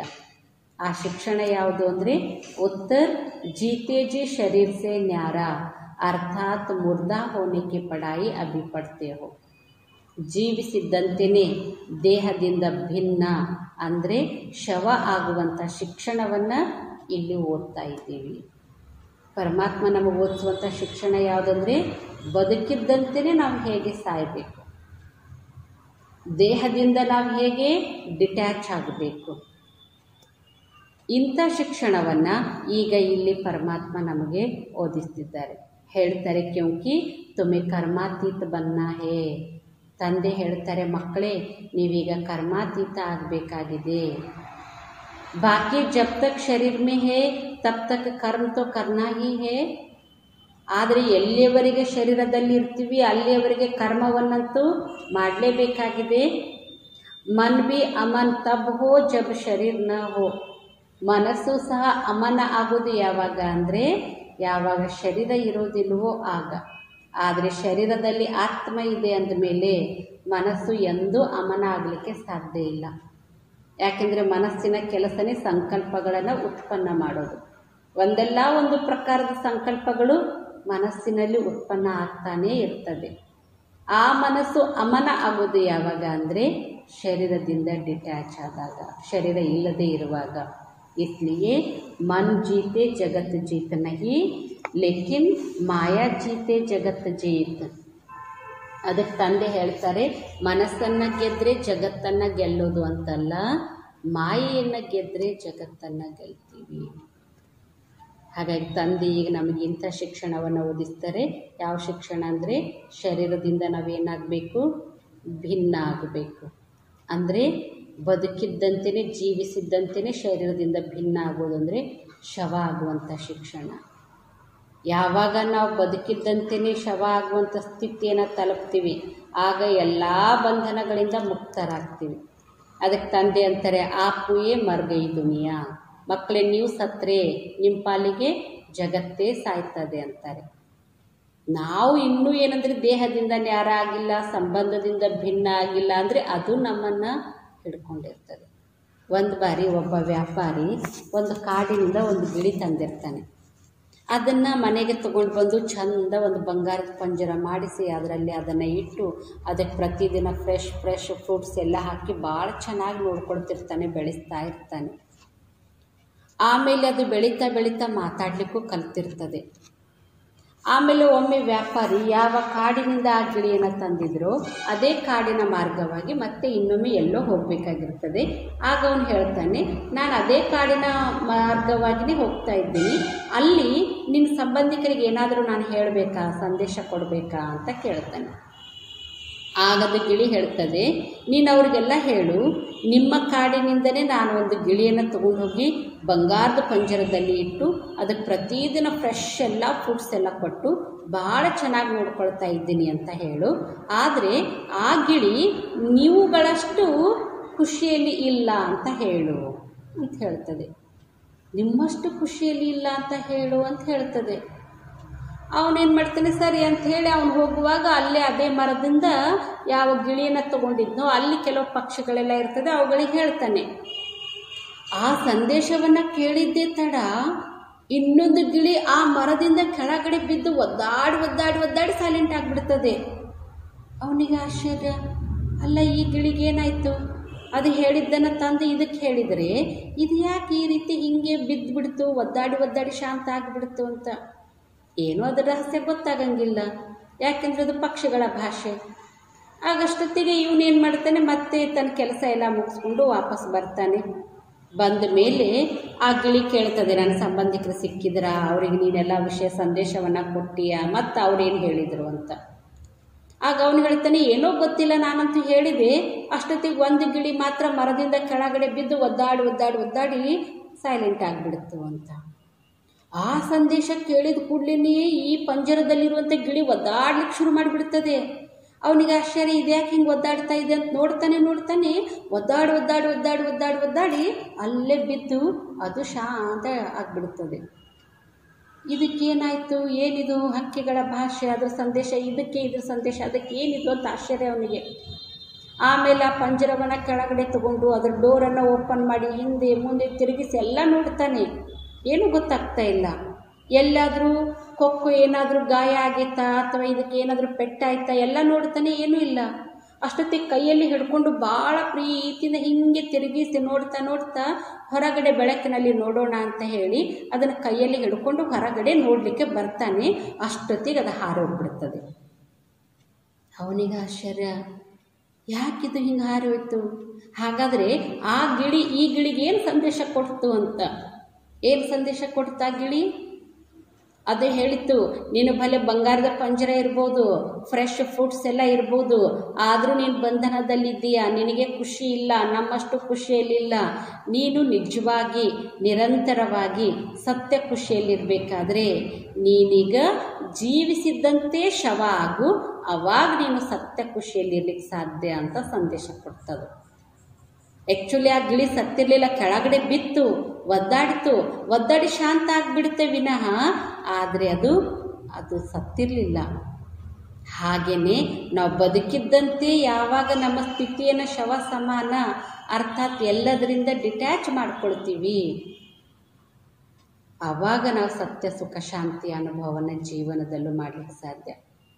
ಅದಕ್ಕೆ ಹೇಳ್ತಾರೆ, ಎಲ್ಲರ ಜೊತೆ ಜಗತ್ತಿನಲ್ಲಿ ಸಮಾಜದಲ್ಲಿ ಸಂಬಂಧಿಕರ ಜೊತೆ ಇರಬೇಕು, ನಮ್ಮ ಕಾರ್ಯವ್ಯವಹಾರವನ್ನು ನಿಭಾಯಿಸಬೇಕು, ನಮ್ಮ ಜವಾಬ್ದಾರಿಗಳನ್ನು ಬಹಳಷ್ಟು ಪರ್ಫೆಕ್ಟಾಗಿ ಮಾಡಬೇಕು. ಆದರೆ ಹೆಂಗಿರಬೇಕಂದ್ರೆ ಮಾಡಬೇಕು, ಮಾಡಿಯೂ ಮಾಡದಂತಿರಬೇಕು, ಮಾಡುವ ಮಾಟದೊಳಗೆ ತಾನಿಲ್ಲದಂತಿರಬೇಕು. ಎಲ್ಲ ನಿಭಾಯಿಸೋಣ, ಎಲ್ಲ ಮಾಡೋಣ, ಆದರೆ ಶರೀರದಿಂದ ನ್ಯಾರ ಭಿನ್ನವಾದಂಥ ಸ್ಥಿತಿ ಇರಬೇಕು. ಈ ಶರೀರದಿಂದ ಹೆಂಗೆ ಭಿನ್ನವಾದಂಥ ಸ್ಥಿತಿ ಇರಬೇಕು ಅನ್ನೋದನ್ನು ಪರಮಾತ್ಮ ನಮಗೆ ಈಗ ಸಂಗಮ ಯುಗದಲ್ಲಿ ತಿಳಿಸ್ಕೊಡ್ತಾರೆ. ಯಾಕೆಂದರೆ ನಾವೀಗ ಕರ್ಮಾತೀತ ಆಗಬೇಕು. ಕರ್ಮಾತೀತ ಆಗೋದಂದರೆ ಅರ್ಥ ಏನು? ಎಲ್ಲ ಕೆಲಸ ಬಿಟ್ಟು ಬರೀ ನಾನು ಮೆಡಿಟೇಷನ್ ಮಾಡ್ತಾ ಕುಂತು ಬಿಟ್ರೆ ಅದು ಕರ್ಮಾತೀತ ಅಂತಲ್ಲ. ಯಾಕೆಂದರೆ ಪರಮಾತ್ಮ ಅಂತಾರೆ, ಮಕ್ಕಳೇ ನೀವು ಯಾರೂ ಕರ್ಮ ಸನ್ಯಾಸಿಗಳಲ್ಲ, ನಾವೆಲ್ಲರೂ ಕರ್ಮ ಯೋಗಿಗಳು. ಒಂದಲ್ಲ ಒಂದು ಪ್ರಕಾರದ ಕರ್ಮ ಅವಶ್ಯವಾಗಿ ಮಾಡಲೇಬೇಕು. ಬಾಕಿ ಜಬ್ ತಕ್ ಶರೀರ ಮೇ ಹೇ ತಬ್ ತಕ್ ಕರ್ಮ ತೋ ಕರ್ನಾ ಹಿ ಹೇ. ತಂದೆ ಅಂತಾರೆ, ಶರೀರದಲ್ಲಿ ಎಲ್ಲಿಯವರೆಗೂ ಇರ್ತೀವಿ ಅಲ್ಲಿಯವರೆಗೆ ಕರ್ಮ ಅಂತೂ ಮಾಡಲೇಬೇಕು. ಕರ್ಮ ಮಾಡಬೇಕು, ಆದರೆ ಕರ್ಮದ ಪ್ರತಿಫಲದ ನಿರೀಕ್ಷೆ ನಮಗಿರಬಾರ್ದು. ನನ್ನ ಕರ್ತವ್ಯ ಏನು, ನಾನೇನು ಕರ್ಮ ಮಾಡಬೇಕಾಗಿದೆನೋ ಅದನ್ನು ಸರಿಯಾದ ಸಮಯಕ್ಕೆ ಸರಿಯಾದ ನಾವು ರೂಪದಲ್ಲಿ ನಿಭಾಯಿಸಬೇಕಷ್ಟೇ. ಅದರದ್ದು ರಿಟರ್ನ್ ಏನು ನಮಗೆ ಫಲ ಸಿಗಬೇಕು ಅದು ನಾವು ನಿರೀಕ್ಷೆ ಮಾಡಿಲ್ಲ ಅಂದರೂ ಆ ಫಲ ನಮಗೆ ಸಿಗ್ತದೆ. ಅದಕ್ಕೋಸ್ಕರ ತಂದೆ ಅಂತಾರೆ, ಮಕ್ಕಳೇ ನೀವೀಗ ಈ ಶರೀರದಲ್ಲಿ ಇರೋವರೆಗೂ ಕರ್ಮ ಅಂತೂ ಮಾಡಲೇಬೇಕು. ಮನ್ ಬಿ ಅಮನ್ ತಬ್ ಹೋ ಜಬ್ ಶರೀರ್ ನ ಹೋ. ಭಲೆ ಸ್ಥೂಲವಾದಂಥ ಕೈಕಾಲುಗಳಿಂದ ನಾವು ಕೆಲಸ ಮಾಡಿಲ್ಲ ಅಂದರೂ, ಕರ್ಮ ಮಾಡಿಲ್ಲ ಅಂದರೂ, ಮನಸ್ಸಿನಲ್ಲಿ ಸಂಕಲ್ಪಗಳೇನು ಬರ್ತಿರ್ತದೋ ಅದು ಒಂದು ಕರ್ಮನೇ ತಾನೇ. ಸಂಕಲ್ಪಗಳನ್ನು ಕ್ರಿಯೇಟ್ ಮಾಡೋದು ಸಹ. ಅಂದಮೇಲೆ ಆ ಮನಸ್ಸನ್ನಂತೂ ಅಮನ ಮಾಡಲಿಕ್ಕೆ ಸಾಧ್ಯ ಇಲ್ಲ. ಎಷ್ಟು ನಾವು ಏನೂ ಸಂಕಲ್ಪ ಮಾಡಬಾರ್ದು, ಏನೂ ಯೋಚನೆ ಮಾಡಬಾರ್ದು ಮನಸ್ಸನ್ನು ಕಂಟ್ರೋಲ್ ಮಾಡಲಿಕ್ಕೆ ಹೋದರೆ ಏನು ಯೋಚನೆ ಮಾಡಬಾರ್ದು ಅನ್ನೋದೇ ಒಂದು ಯೋಚನೆ ಆಗಿಬಿಡುತ್ತಲ್ಲ ಮತ್ತು ಅದನ್ನು ಸಹ. ಹಾಗಾಗಿ ಮನಸ್ಸು ಅಮನ ಆಗೋದು ಯಾವಾಗ ಅಂದರೆ, ಯಾವಾಗ ಈ ಶರೀರದಿಂದ ಅದು ಡಿಟ್ಯಾಚ್ ಆಗ್ತದೆ, ಭಿನ್ನ ಆಗ್ತದೆ, ಶರೀರದಲ್ಲಿ ಇರೋದಿಲ್ವೋ ಆವಾಗದು ಅಮನ ಆಗಲಿಕ್ಕೆ ಸಾಧ್ಯ. ಇಲ್ಲಾಂದರೆ ನಾವು ಎಲ್ಲಿವರೆಗೂ ಇರ್ತೀವಿ ಅಲ್ಲಿಯವರೆಗೆ ಒಂದಲ್ಲ ಒಂದು ಪ್ರಕಾರದ ಆಲೋಚನೆಗಳು ನಡೀತಿರ್ತದೆ. ಹಾಗಾದರೆ ಏನೂ ಆಲೋಚನೆಗಳು ಬರಬಾರ್ದು ಅಂತ ಭಾಳ ಫೋರ್ಸಿಬ್ಲಿ ನಾವು ಅದನ್ನು ಕಂಟ್ರೋಲ್ ಮಾಡಲಿಕ್ಕಾಗಂಗಿಲ್ಲ. ಈಗ ಯಾವುದೋ ಒಂದು ಗಾಡಿ ಬಹಳ ಸ್ಪೀಡಲ್ಲಿ ಹೋಗ್ತಿರ್ತದೆ. ಸ್ಪೀಡಲ್ಲಿ ಹೋಗೋದನ್ನು ಒಮ್ಮೆಲೆ ನಾವು ಅದನ್ನು ನಿಲ್ಲಿಸಬೇಕು, ಕಂಟ್ರೋಲ್ ಮಾಡಬೇಕು ಅಂತ ಒಮ್ಮೆಲೆ ನಾವು ಬ್ರೇಕ್ ಹಾಕಿಬಿಟ್ರೆ ಏನಾಗ್ಬಿಡ್ತದೆ? ಪಲ್ಕೆ ಹೊಡೆದು ಬಿಡುತ್ತದೆ ಅಥವಾ ಆಕ್ಸಿಡೆಂಟ್ ಆಗಿಬಿಡುತ್ತದೆ. ಹಾಗೆಯೇ ಈ ಮನಸ್ಸು ಸಹ ಹುಟ್ಟಿದಾಗಿನಿಂದ ಎಷ್ಟೊಂದು ಆಲೋಚನೆಗಳನ್ನು ಮಾಡ್ತಾ ಬಂದಿದ್ದೀವಿ. ಅದಕ್ಕೆ ವಿಚಾರ ಮಾಡಿ ಮಾಡಿ ಎಷ್ಟು ಸ್ಪೀಡಲ್ಲಿ ಓಡ್ತಾ ಇರ್ತದೆ. ಈಗ ಒಮ್ಮೆ ನಾನು ರಾಜಯೋಗ ಮೆಡಿಟೇಷನ್ ಪ್ರಾಕ್ಟೀಸ್ ಮಾಡಬೇಕು, ಅದಕ್ಕೆ ಏನು ವಿಚಾರ ಮಾಡಬಾರ್ದು ಅಂತ ಒಮ್ಮೆ ನಾವು ಕಂಟ್ರೋಲ್ ಮಾಡಲಿಕ್ಕೆ ಹೋದರೆ ಗಾಡಿಗಾದ ಸ್ಥಿತಿನೋ ಮನಸ್ಸಿಗೂ ಆಗಿಬಿಡುತ್ತದೆ. ಅದಕ್ಕೋಸ್ಕರ ಮನಸ್ಸನ್ನು ಅಮನ ಮಾಡಲಿಕ್ಕಂತೂ ಸಾಧ್ಯ ಇಲ್ಲ. ಅದು ಅಮನ ಆಗೋದು ಯಾವಾಗ ಅಂದರೆ ಈ ದೇಹ ಇಲ್ಲದೆ ಇರುವಾಗ. ಅದಕ್ಕೋಸ್ಕರ ಮನ್ ಜೀತೆ ಜಗತ್ತು ಜೀತಲ್ಲ. ಆದರೆ ಆ ಮನಸ್ಸಿನಲ್ಲಿ ಮಾಯಾ ಸಂಕಲ್ಪಗಳು ಬರದೇ ಇರುವ ಹಾಗೆ ನಮ್ಮನ್ನು ನಾವು ನಿಯಂತ್ರಣ ಮಾಡಿಕೊಳ್ಳೋದು ನಮ್ಮ ಕೆಲಸ. ಅದಕ್ಕೆ ಮಾಯಾ ಜೀತ್ ಜಗತ್ತು ಜೀತ್ ಅಂತ ಹೇಳ್ತಾರೆ ತಂದೆ. ಮಾಯೆಯನ್ನು ಗೆದ್ದರೆ ಜಗತ್ತನ್ನೇ ಗೆಲ್ಲಲಿಕ್ಕೆ ಸಾಧ್ಯ ಆಗ್ತದೆ. ಓಂ ಶಾಂತಿ. बाप बैठ बच्चों को समझाते हैं क्योंकि यह तो बच्चे समझते हैं, बेसमझ को ही पढ़ाया जाता है. ತಂದೆನೇ ಕುಳಿತು ನಾವು ಮಕ್ಕಳಿಗೆ ತಿಳಿಸ್ತಿದ್ದಾರೆ. ಯಾಕಂದರೆ ನಮಗೆ ಗೊತ್ತಿದೆ ಈ ಶಿಕ್ಷಣ ಯಾರಿಗೆ ಕೊಡಲಾಗ್ತದೆ. ಯಾವತ್ತೂ ಸಹ ಯಾವುದೇ ವಿದ್ಯೆ ಶಿಕ್ಷಣ ಯಾರಿಗೆ ಕೊಡೋದು ಅಂದರೆ ಯಾರು ಬುದ್ಧಿಹೀನ ಇರ್ತಾರೋ, ಯಾರು ತಿಳುವಳಿಕೆಹೀನ ಇರ್ತಾರೋ. ತಿಳುವಳಿಕೆಹೀನ ಇರೋರಿಗೇ ತಿಳುವಳಿಕೆ ಕೊಡೋದು ತಾನೆ. ಎಲ್ಲ ಗೊತ್ತಿರೋರಿಗೆ ಹೇಳಕ್ಕೆ ಹೋಗ್ರಿ, ಏನಂತಾರೆ ಅವರು? ನೀ ಏನು ಹೇಳಕ್ಕೆ ಬರಬೇಡ, ನನಗೆಲ್ಲ ಗೊತ್ತಿದೆ ಅಂತ ಹೇಳ್ತಾರೆ. ಹಾಗೆಯೇ ಈಗಲೂ ಸಹ ಪರಮಾತ್ಮ ಈ ಶಿಕ್ಷಣವನ್ನು ತಿಳಿಸೋದು ಓದಿಸೋದು ಯಾರಿಗೆ ಅಂದರೆ ಯಾರು ಬುದ್ಧಿಹೀನ ಇದ್ದಾರೋ, ತಿಳುವಳಿಕೆಹೀನ ಇರ್ತಾರೋ ಅವ್ರಿಗೇ ಓದಿಸ್ಲಿಕ್ಕಾಗ್ತದೆ ತಾನೆ. अब बेहद का बाप ऊंचा ते ऊंचा भगवान आते हैं तो किसको पढ़ाते होंगे. ಹಾಗಾದರೆ ಬೇಹದ್ದಿನ ತಂದೆ ಪರಮಾತ್ಮ ಶ್ರೇಷ್ಠಾತಿ ಶ್ರೇಷ್ಠ ಭಗವಂತ, ಆ ಭಗವಂತ ಯಾವಾಗ ಬರ್ತಾರೋ ಶಿಕ್ಷಣವನ್ನು ಓದಿಸ್ತಾರೆ. ಕಿಸ್ಕೋ ಪಢಾತೆ ಹೋಂಗೆ. ಹಾಗಾದರೆ ಯಾರಿಗೆ ಶಿಕ್ಷಣವನ್ನು ಓದಿಸ್ಬೋದು? ಜರೂರ್ ಜೋ ऊंचाते ऊंचा बिल्कुल बेसमझ होंगे, इसलिए कहा जाता है ವಿನಾಶ ಕಾಲೇ ವಿಪರೀತ ಬುದ್ಧಿ. ಯಾರಿಗೆ ಓದಿಸಲಾಗ್ತದೆ ಅಂದರೆ ಯಾರು ಸಂಪೂರ್ಣವಾಗಿ ತಿಳುವಳಿಕೆಹೀನ ಆಗಿದ್ದಾರೋ. ಯಾವುದಾದ್ರ ಬಗ್ಗೆ ತಿಳುವಳಿಕೆಹೀನ ಆಗಿರ್ತಾರೆ? ಸ್ವಯಂನ ಬಗ್ಗೆ ಅರಿವು ಇರೋದಿಲ್ಲ, ಸೆಲ್ಫ್ ರಿಯಲೈಸೇಷನ್ನೂ ಇಲ್ಲ, ಗಾಡ್ ರಿಯಲೈಸೇಷನ್ ಅದನ್ನೂ ಇರೋದಿಲ್ಲ, ಸೃಷ್ಟಿಯ ಆದಿ ಮಧ್ಯ ಅಂತ್ಯದ ರಹಸ್ಯ ಅದು ಗೊತ್ತಿರೋದಿಲ್ಲ, ಮೂರು ಲೋಕದ ರಹಸ್ಯ ಅದನ್ನು ತಿಳ್ಕೊಂಡಿರಂಗಿಲ್ಲ. ಅಂದಮೇಲೆ ಸಂಪೂರ್ಣವಾಗಿ ಯಾರು ಬೇಸಮಜಿರ್ತಾರೋ, ಬೇಸಮಜಿರುವವರಿಗೇ ಪರಮಾತ್ಮ ಶಿಕ್ಷಣವನ್ನು ಕೊಡ್ತಾರೆ, ಸಂಪೂರ್ಣ ಬುದ್ಧಿಹೀನ ಇರುವವರಿಗೆ. ಅದಕ್ಕೆ ಹೇಳ್ತಾರೆ ತಾನೇ ವಿನಾಶ ಕಾಲೇ ವಿಪರೀತ ಬುದ್ಧಿ ಅಂತ ಹೇಳಿ ಹೇಳ್ತಾರೆ ತಾನೆ. ವಿಪರೀತ ಬುದ್ಧಿ ಕೇಸೆ ಹೋಗಯೇ ಹೇ. ಈ ವಿಪರೀತ ಬುದ್ಧಿ ಹೇಗಾಯಿತು? 84 लाख योनियाँ लिखा हुआ है ना, तो बाप को भी 84 लाख जन्मों में ले आए हैं. 84 ಲಕ್ಷ ಯೋನಿಗಳು ಅಂತ ಬರೆದಿದ್ದಾರೆ ತಾನೆ. ಪರಮಾತ್ಮನನ್ನು ಸಹ ಸರ್ವವ್ಯಾಪಿ ಅಂತ ಹೇಳಿ ಅವನಿಗೂ 84 ಲಕ್ಷ ಜನ್ಮಗಳಲ್ಲಿ ತಗೊಂಡು ಹೋಗ್ಬಿಟ್ಟಿದ್ದಾರೆ. 84 ಲಕ್ಷ ಜನ್ಮಗಳಲ್ಲಿ ತಗೊಂಡು ಹೋಗಿದ್ದಾರೆ. ಏನಂದರೆ कहा देते हैं परमात्मा कुत्ते बिल्ली जीव जंतु सब में है. ಪರಮಾತ್ಮ ಎಲ್ಲದರಲ್ಲೂ ಇದ್ದಾನೆ. ಯಾವುದ್ಯಾವುದರಲ್ಲಿ ಅಂದರೆ ನಾಯಿ ಬೆಕ್ಕು ಜೀವ ಜಂತುಗಳು ಎಲ್ಲದರಲ್ಲೂ ಪರಮಾತ್ಮ ಇದ್ದಾನೆ. ಅಣುತ್ರೇಣ ತೃಣಕಾಷ್ಟವಿನಲ್ಲೂ ಪರಮಾತ್ಮ ಇದ್ದಾನೆ, ಕಣಕಣದಲ್ಲೂ ಪರಮಾತ್ಮ ಇದ್ದಾನೆ ಅಂತ ಹೇಳಿಬಿಡ್ತಾರೆ.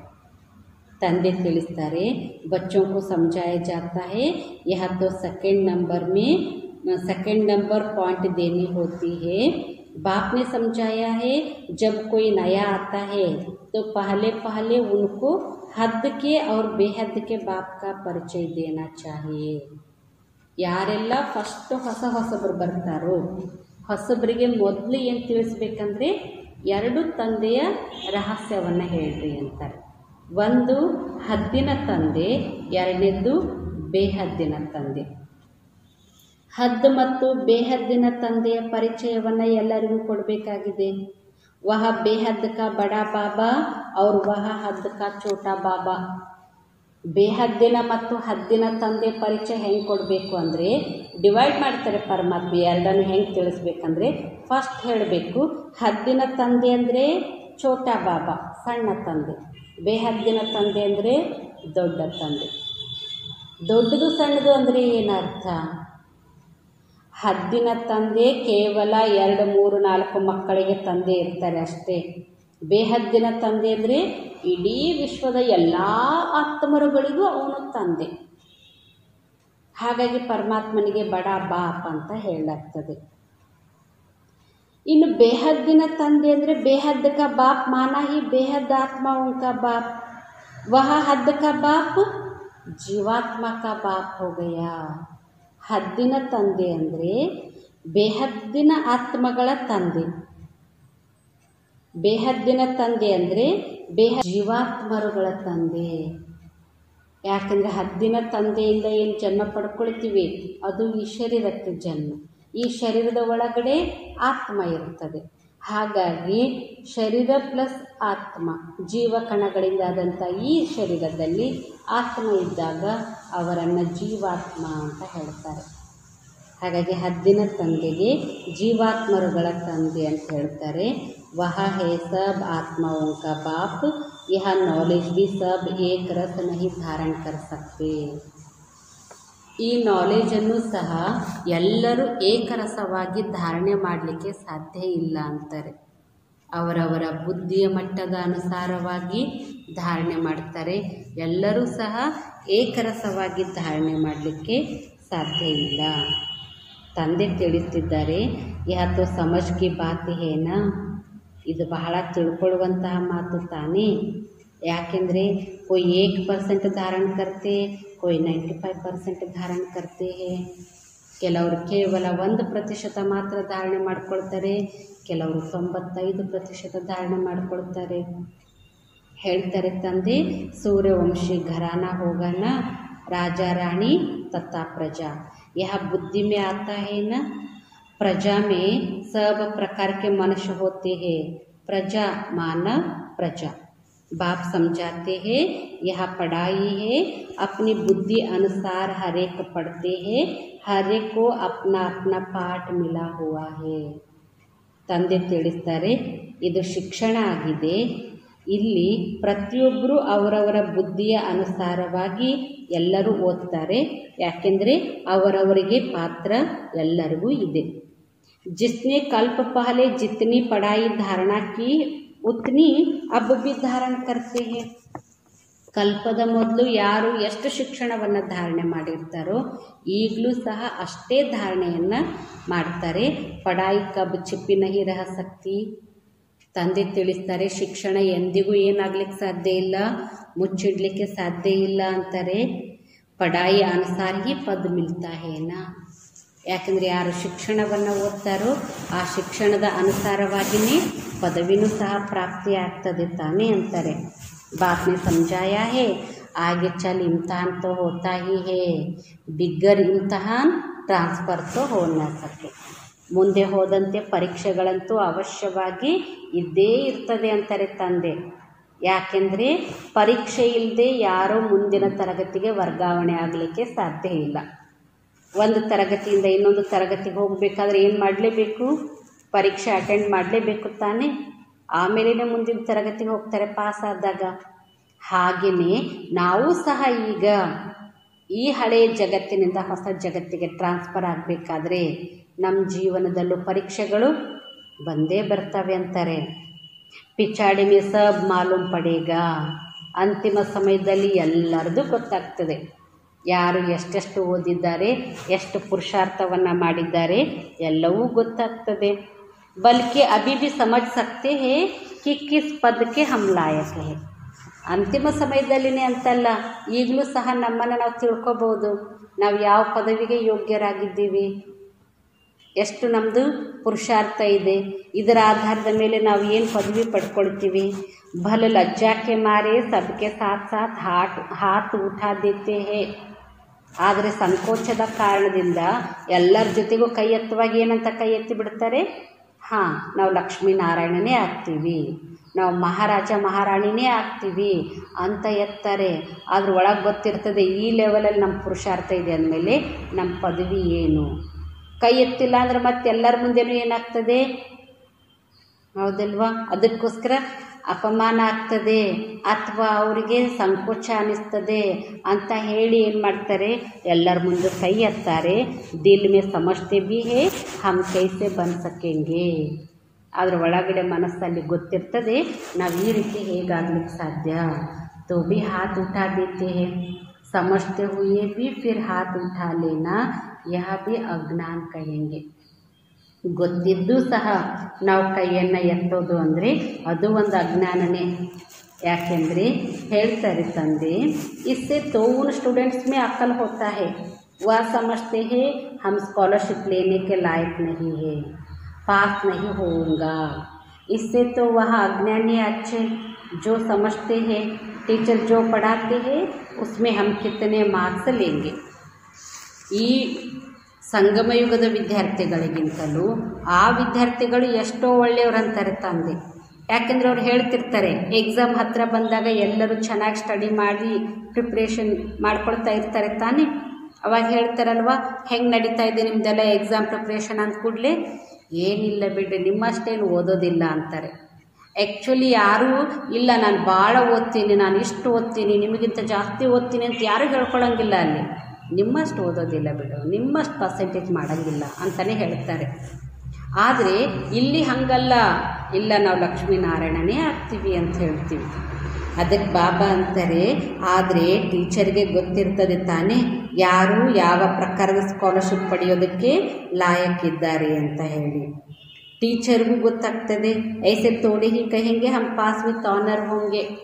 ಇನ್ನು ಯಾರೋ ಅಲ್ಲಿ ಈ ರೀತಿ ಹೇಳೋದಿಲ್ಲ ನಾನು ಪಾಸ್ ವಿತ್ ಆನರ್ ಆಗ್ತೀವಿ, ಗೌರವಾನ್ವಿತವಾಗಿ ತೇರ್ಗಡೆ ಆಗ್ತೀವಿ ಅಂತ. तो सिद्ध होता है यहाँ इतनी भी बुद्धि नहीं है, ದೇಹಾಭಿಮಾನ ಬಹುತ್ है.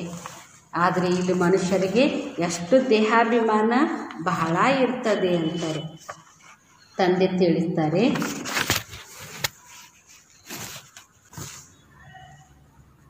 बाप बैठ समझाते हैं मैं कैसे आता हूँ, सभी आत्माएं वहाँ परम धाम में रहती है, यह बातें बाहर वाला तो कोई समझ नहीं सकता.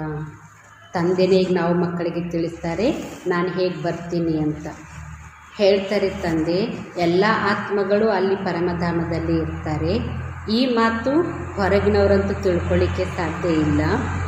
ಪರಮಾತ್ಮ तो सर्वव्यापी हो नहीं सकता, जिसके लिए कहते हैं सर्व का सद्गति दाता है, तो क्या वह भी दुर्गति को पाते हैं? ಪರಮಾತ್ಮ ಎಂದಿಗೂ ಸರ್ವವ್ಯಾಪಿ ಆಗಲಿಕ್ಕೆ ಸಾಧ್ಯ ಇಲ್ಲ. ಆ್ಯಕ್ಚುಲಿ ಹೇಳ್ತಾರೆ ಪರಮಾತ್ಮ ಸರ್ವರ ಸದ್ಗತಿ ದಾತ ಅಂತ.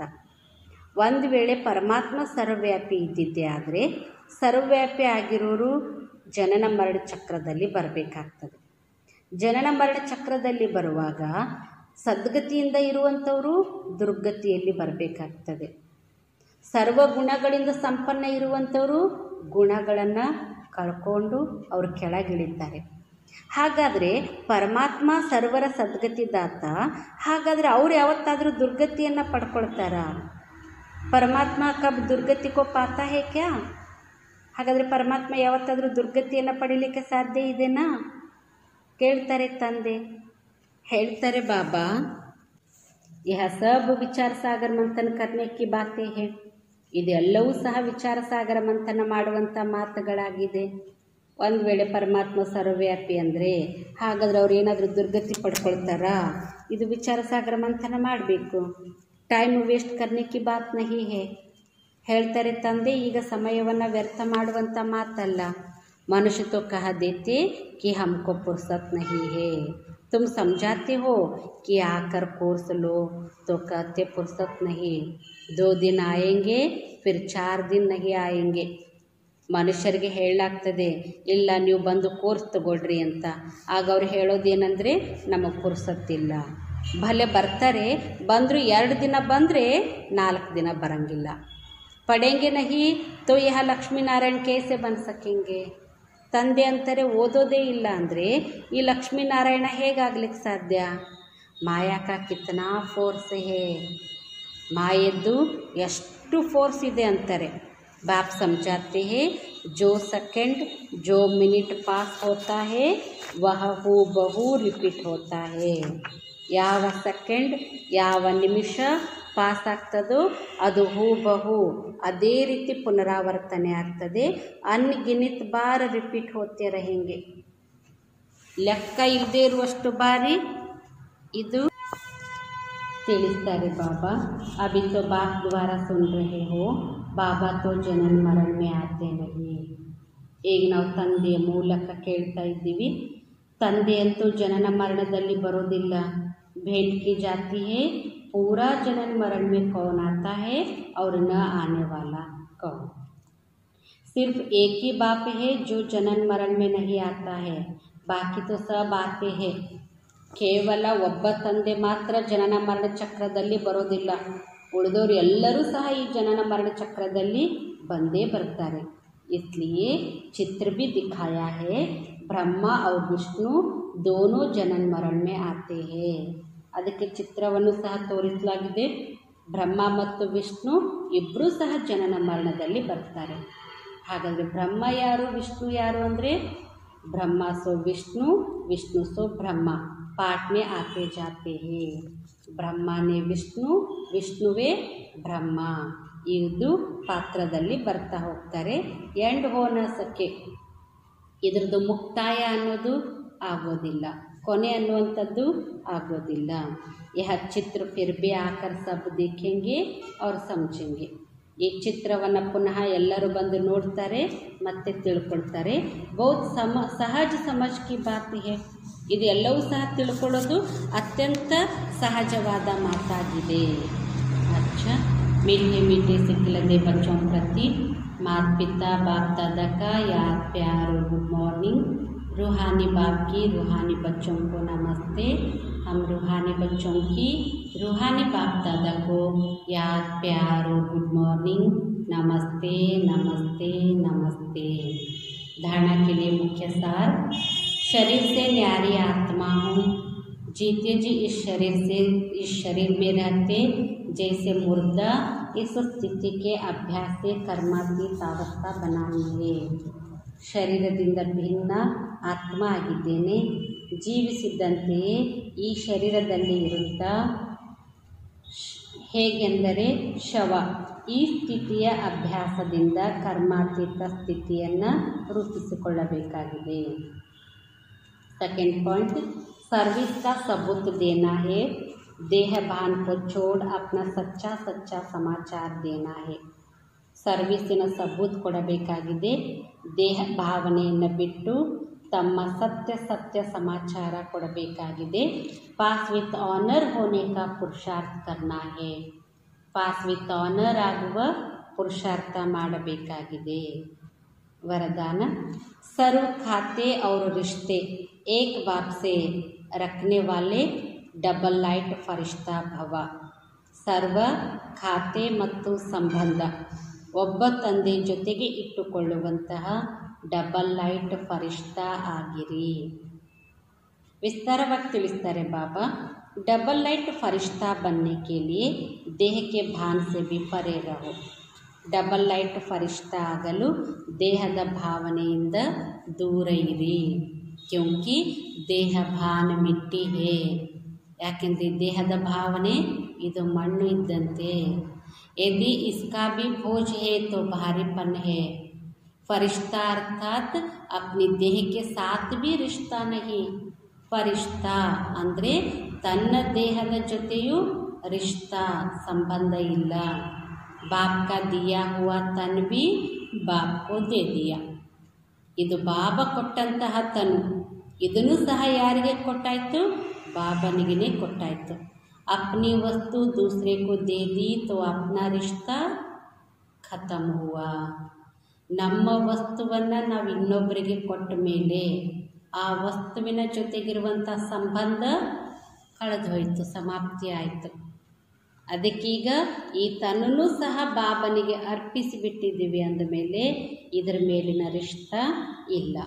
सब हिसाब किताब सब लेन देन बाप से, बाकी सब पिछले खाते और रिश्ते खत्म. ಏನೆಲ್ಲ ಕೊಡು ತಗೊಳ್ಳೋದಿದೆ, ಏನೆಲ್ಲ ಹಿಸಾಬ್ ಕಿತಾಬ್ ಇದೆ, ಎಲ್ಲವೂ ಸಹ ಈಗ ತಂದೆಯಿಂದಲೇ. ಎಲ್ಲನೂ ಶರೀರದ ಜೊತೆಗಿನ ಸಂಬಂಧ ಸಮಾಪ್ತಿ. ऐसे ಸಂಪೂರ್ಣ ಬೆಗ್ಗರ್ ಹಿ ಡಬಲ್ ಲೈಟ್ ಫರಿಷ್ಠಾ ಹೇ.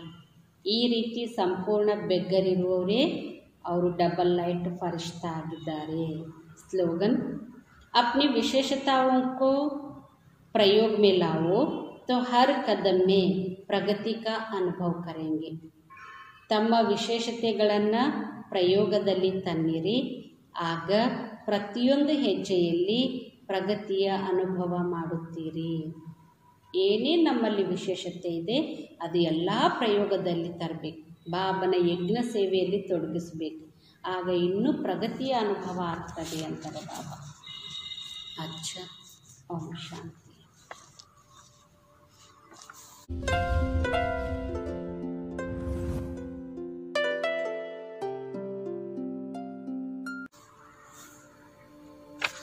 ಈಗ ಬಾಬಾರವರ ನೆನಪು ಮಾಡೋಣ. ತಮ್ಮ ಮನಸ್ಸನ್ನು ಪ್ರಕೃತಿಯ ಮಧ್ಯದಲ್ಲಿ ಕೇಂದ್ರೀಕರಿಸಿರಿ. ಭ್ರಕುಟಿಯ ಮಧ್ಯದಲ್ಲಿ ನಾನಾತ್ಮ, ಪಾಯಿಂಟ್ ಆಫ್ ಲೈಟ್, ಪ್ರಕಾಶಮಯ ಜ್ಯೋತಿ, ಚೈತನ್ಯ ಶಕ್ತಿಯಾಗಿದ್ದೇನೆ. ನಾನಾತ್ಮ ಅವಿನಾಶಿ ಅಮರನಾಗಿದ್ದೇನೆ.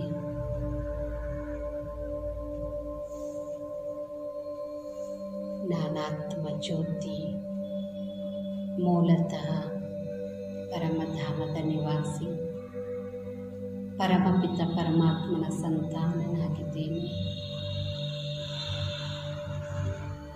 ನಾನಾತ್ಮನ ಸರ್ವ ಸಂಬಂಧಿ,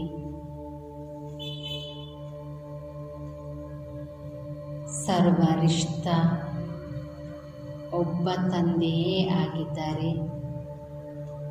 ಮೇರಾ ತೋ ಏಕ್ ಶೋ ಬಾಬಾ, दूसरा ना कोई. ಅಂತಹ ತಂದೆಯ ಮಿಲನ ಮಾಡಲು ನಾನೀಗ ನನ್ನ ಮೂಲ ಮನೆ ಪರಮಧಾಮಕ್ಕೆ ಹೋಗುತ್ತಿದ್ದೇನೆ. ಈ ದೇಹದಿಂದ ಭಿನ್ನತೆಯ ಅನುಭವ ಮಾಡಿರಿ. ಪ್ರಕಾಶಮಯವಾದ ಚೈತನ್ಯ ಶಕ್ತಿ ಈ ದೇಹದಿಂದ ಭಿನ್ನವಾಗಿ ಸ್ವತಂತ್ರವಾಗಿ ಡಿಟ್ಯಾಚ್ ಆಗುವ ಅನುಭವವನ್ನು ಮಾಡಿರಿ. ನಾನಾತ್ಮ, point of light, double light, ಈ ದೇಹದಿಂದ ಭಿನ್ನನಾಗಿ ಮನೆಯತ್ತ ಸಾಗುತ್ತಿದ್ದೇನೆ. ಸೂರ್ಯ ಚಂದ್ರ ನಕ್ಷತ್ರಗಳನ್ನು ದಾಟಿ, ಗ್ರಹಮಂಡಲವನ್ನು ದಾಟಿ ಎತ್ತರೆತ್ತರಕ್ಕೆ ಸಾಗುತ್ತಾ ಸೂಕ್ಷ್ಮ ಲೋಕವನ್ನು ದಾಟಿ ಅತಿ ಎತ್ತರಕ್ಕೆ ಹೋಗಿ ಕೆಂಪು ಹೊಂಬಣ್ಣದಿಂದ ಕೂಡಿರುವ ಪ್ರಕಾಶಮಯ ಲೋಕ.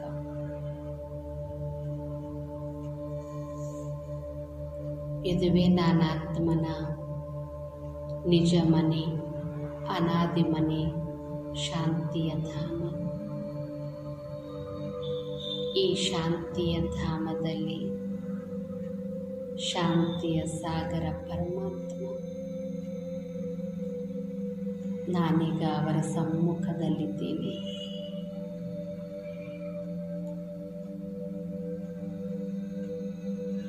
ಬಾಬಾ ತಾವು ಸರ್ವ ಸಂಬಂಧಿಯಾಗಿ ನಾನಾತ್ಮನಿಗೆ ಸರ್ವ ಸಂಬಂಧದ ಅನುಭೂತಿಯನ್ನು ಮಾಡಿಸಿ ನಾನಾತ್ಮನನ್ನು ಸಂಪೂರ್ಣ ನಿರ್ಮೋಹಿ ಮಾಡಿದ್ದೀರಿ. ನಿಮಗೆ ಹೃದಯ ತುಂಬಿದ ಧನ್ಯವಾದಗಳು.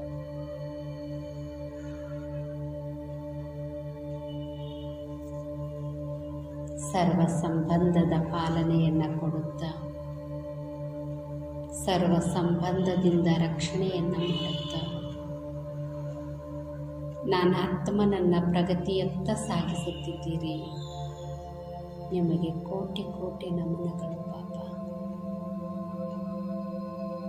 ಬಾಬಾ, ನಿಮ್ಮನ್ನು ಪಡೆದು ನಾನು ಸರ್ವಸ್ವವನ್ನು ಪಡೆದಿದ್ದೇನೆ.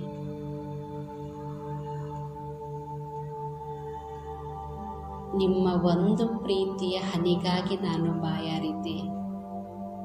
ಆದರೆ ತಾವು ನನ್ನನ್ನು ನಿಮ್ಮ ಪ್ರೀತಿಯ ಕಣ್ಮಣಿಯನ್ನಾಗಿ ಮಾಡಿಕೊಂಡಿದ್ದೀರಿ. ಸರ್ವ ಸಂಬಂಧದ ಪ್ರೀತಿಯ ಅನುಭೂತಿಯನ್ನು ಮಾಡಿಸಿದ್ದೀರಿ. ಬಾಬಾ, ನಿಮ್ಮ ಪ್ರೀತಿಯನ್ನು ಪಡೆದ ನಾನು ಎಂತಹ ಭಾಗ್ಯಶಾಲಿಯಾಗಿದ್ದೇನೆ. ನನ್ನಂತಹ ಅದೃಷ್ಟವಂತರು ಬೇರೆ ಯಾರೂ ಇಲ್ಲ. ಬಾಬಾ, ವಿಶ್ವದಲ್ಲಿ ಎಷ್ಟೊಂದು ವಿದ್ವಾಂಸರಿದ್ದಾರೆ, ವಿದ್ಯಾವಂತರಿದ್ದಾರೆ, ಸಿರಿವಂತರಿದ್ದಾರೆ, ಬುದ್ಧಿವಂತರಿದ್ದಾರೆ. ಆದರೆ ನಿಮ್ಮ ಪ್ರೀತಿಯ ದೃಷ್ಟಿ ನನ್ನ ಮೇಲೆ ಬಿದ್ದಿದೆ ಎಂದರೆ ನಾನೆಂಥ ಭಾಗ್ಯಶಾಲಿಯಾಗಿದ್ದೇನೆ ಬಾಬಾ. ನೀವು ನನ್ನನ್ನು ನಿಮ್ಮ ಮಡಿಲ ಮಗುವನ್ನಾಗಿ ಮಾಡಿಕೊಂಡಿದ್ದೀರಿ. ನಿಮಗೆ ಹೃದಯ ತುಂಬಿದ ಧನ್ಯವಾದಗಳು ಬಾಬಾ.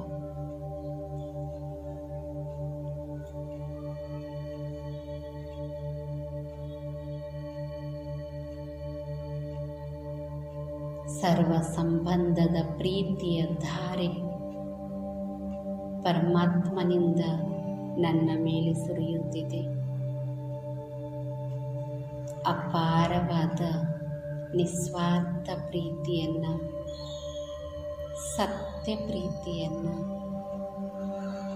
ಆತ್ಮಿಕ ಪ್ರೀತಿಯನ್ನು ತಂದೆಯಿಂದ ಪಡೆದು ನಾನು ಪ್ರೀತಿಯ ಭರ್ಪೂರ್ ಗಂಗಾ ಆಗಿದ್ದೇನೆ. ಪ್ರೀತಿಯ ಭರ್ಪೂರ್ ಗಂಗಾ ಆದ ನನ್ನಿಂದ ಪ್ರೀತಿಯ ಧಾರೆ ಹರಿಯುತ್ತಾ ಹರಿಯುತ್ತಾ ಭೂಲೋಕದಲ್ಲಿ ಸಮಸ್ತ ಆತ್ಮರುಗಳಿಗೆ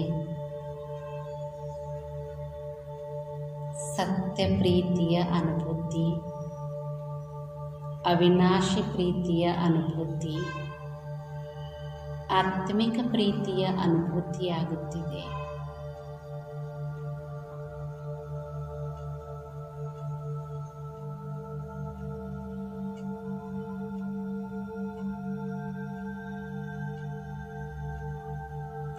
ಇಂತಹ ದಿವ್ಯ ಅಲೌಕಿಕ ಪ್ರೀತಿಯ ಅನುಭೂತಿ ಪಡೆದ ಆತ್ಮರುಗಳೆಲ್ಲ ಹೃದಯಪೂರ್ವಕವಾಗಿ ನಾನಾತ್ಮನಿಗೆ ಧನ್ಯವಾದ ತಲುಪಿಸುವ ಮೂಲಕ ಅವರೆಲ್ಲರ ಆಶೀರ್ವಾದವನ್ನು ಕಳುಹಿಸುತ್ತಿದ್ದಾರೆ.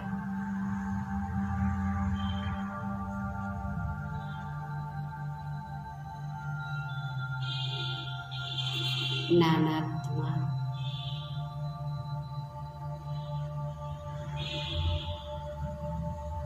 ಸರ್ವರ ಪ್ರತಿ ಪ್ರೇಮ ಸ್ವರೂಪನಾಗಿದ್ದೇನೆ. ಕೋಯಿ ನಹಿ ಶತ್ರು ಮೇರಾ,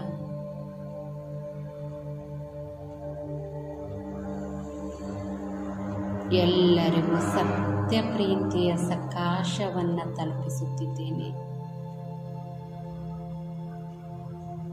ಜನ್ಮ ಜನ್ಮಾಂತರಗಳಲ್ಲಿ ಯಾವೆಲ್ಲ ಆತ್ಮಗಳಿಗೆ ನನ್ನಿಂದ ನೋವು ದುಃಖ ಆಗಿದ್ದರೆ ಅವರೆಲ್ಲರಿಗೂ ಮನಪೂರ್ವಕವಾಗಿ ಕ್ಷಮೆ ಯಾಚಿಸುತ್ತಿದ್ದೇನೆ.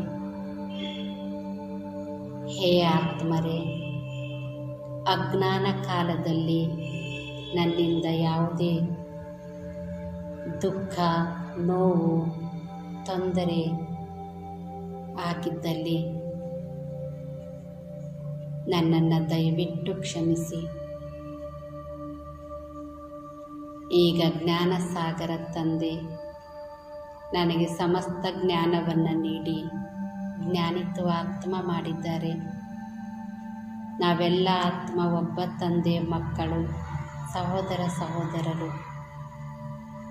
ಈಗ ನಾನು ಯಾವುದೇ ಕಂಡೀಷನ್ ಇಲ್ಲದೆ ನಿಮ್ಮ ಎಲ್ಲ ತಪ್ಪುಗಳನ್ನು ಕ್ಷಮಿಸಿದ್ದೇನೆ. ನೀವು ಸಹ ಅನ್ಕಂಡೀಷನ್ ಆಗಿ ನನ್ನ ಎಲ್ಲ ತಪ್ಪುಗಳನ್ನು ಕ್ಷಮಿಸಿ. ಇನ್ನು ಮುಂದೆ ನಾವೆಲ್ಲರೂ ಸಹ ಸತ್ಯ ಪ್ರೀತಿಯ ಅನುಭೂತಿ ಮಾಡುತ್ತಾ ಸತ್ಯ ಪ್ರೀತಿಯನ್ನು ಹಂಚುತ್ತಾ ಸತ್ಯ ಪ್ರೀತಿಯಲ್ಲಿಯೇ ಬಾಳೋಣ. ಎಲ್ಲರನ್ನು ಪ್ರೀತಿ ತುಂಬಿದ ದೃಷ್ಟಿಯಿಂದ ನೋಡಿರಿ. ಎಲ್ಲರಿಂದಲೂ ಪ್ರೀತಿ ತುಂಬಿದ ದೃಷ್ಟಿಯ ಅನುಭವವನ್ನೇ ಮಾಡಿರಿ.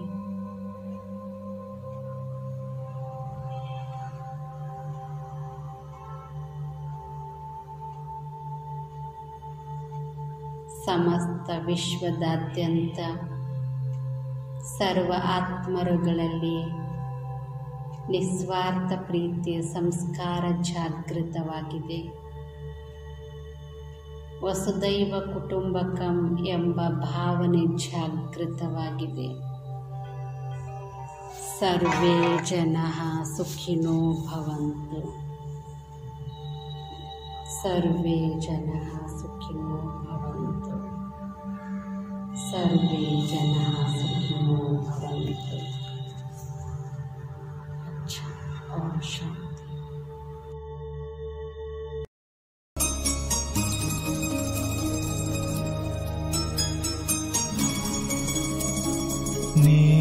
ನೀನಾಗಿಯೇ ಮನದ ಮಿತ್ರನು, ನೀನಾಗಿಯೇ ಮನದ ಮಿತ್ರನು. ಬೇರಾರು ಕಾಣೆ ನೀನೊಬ್ಬನೇ, ನೀನೊಬ್ಬನೇ ಬಾಬಾ, ಕರೆದೆ ನನ್ನ ಓ ಪ್ರಾಣ ಪ್ರಿಯನೇ, ಕರೆದೆ ನನ್ನ ಓ ಪ್ರಾಣ ಪ್ರಿಯನೇ. ನಿನ್ನೊಂದಿಗೆ ನನ್ನ ಈ ಜೀವನ, ಈ ಜೀವನ ಬಾಬಾ, ಈ ಜೀವನ. ನೀನಾಗಿಯೇ ಮನದ ಮಿತ್ರನು.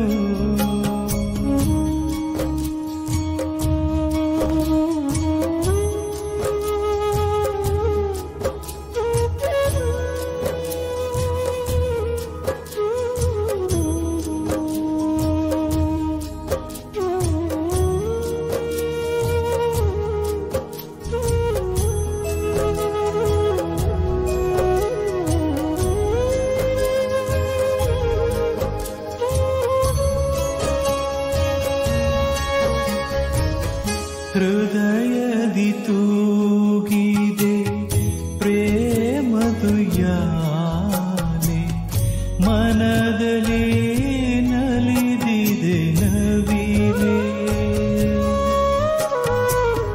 ಹೃದಯದಿ ತೂಗಿದೆ ಪ್ರೇಮದು ಯಾನೆ, ಮನದಲ್ಲಿ ನಲಿದಿದೆ ನವಿಲೆ.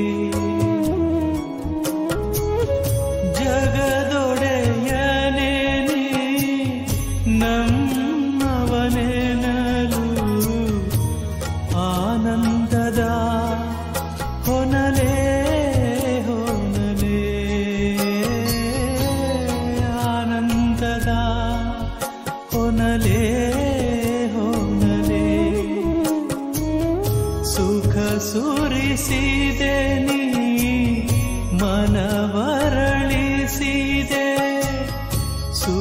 ಸುರಿಸಿದೆ ನೀ ಮನವರಳಿಸಿದೆ ಬೇರೆಲ್ಲೂ ಕಾಣೆ ಈ ಸ್ನೇಹವ ಬಾಬಾ ಸವಿ ಸ್ನೇಹವ ನೀನಾಗಿಯೇ ಮನದ ಮಿತ್ರನು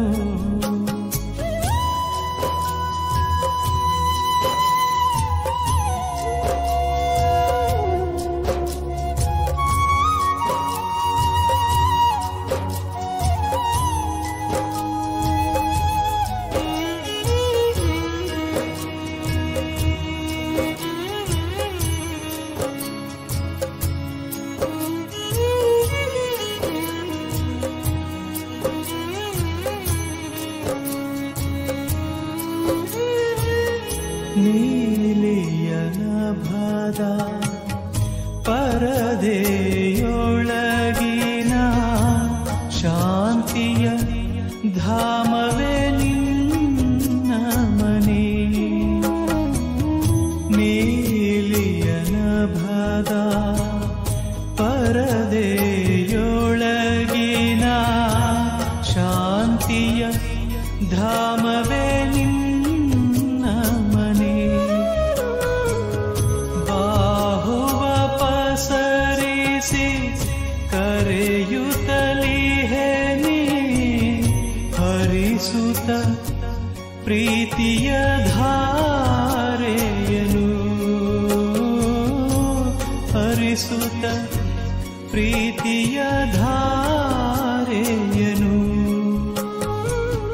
ನಿನ್ನ ಮಡಿಲನು ಸೇರುವ ತವಕದೆ ನಿನ್ನ ಮಡಿಲನು ಸೇರುವ ತವಕದೆ ಹಾರುತ್ತ ಹಾರುತ್ತ ನಾ ಬರುವೆ